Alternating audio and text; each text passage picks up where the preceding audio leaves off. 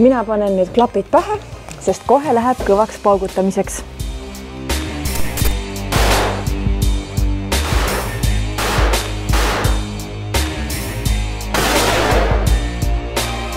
Miks sina tegeled laskmisega? See on minu kirg. Sellest esimesest hetkest, kui ma püstoli kätte võtsin ja suurepärase tulemuse lasin, kibelen tiiru tagasi ja selline praktiline laskmine tuli peale seda, kui lihtsalt tiirus täpsuse laskmine läks natukene igavaks. Mis siin Topcanis siis teha saab?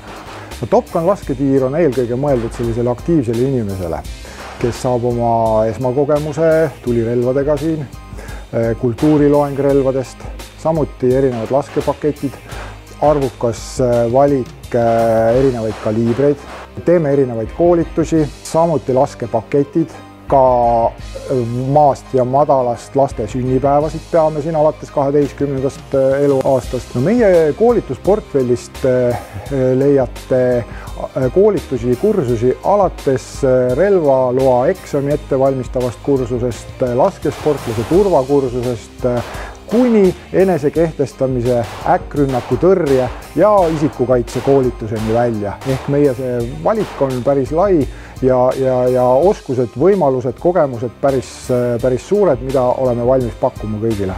Kas teie olete varem lasknud? Jaa. Ei ole. Sina ei ole, jah? Ei ole. Ja mida sa siis tänaselt kogemuselt ootad? No ma ootan seda, et kõigepealt saaks pauku teha, eks.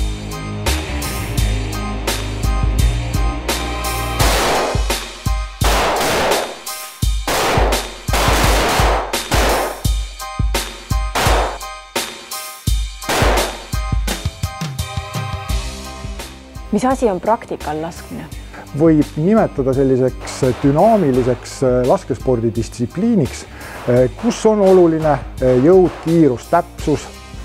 Ja see on mõeldud eelkõige jällegi sellisele aktiivsele inimesele, sportlikule inimesele, kes peab oluliseks taktikalist mõtlemist ja kiireid otsuse langetamisi.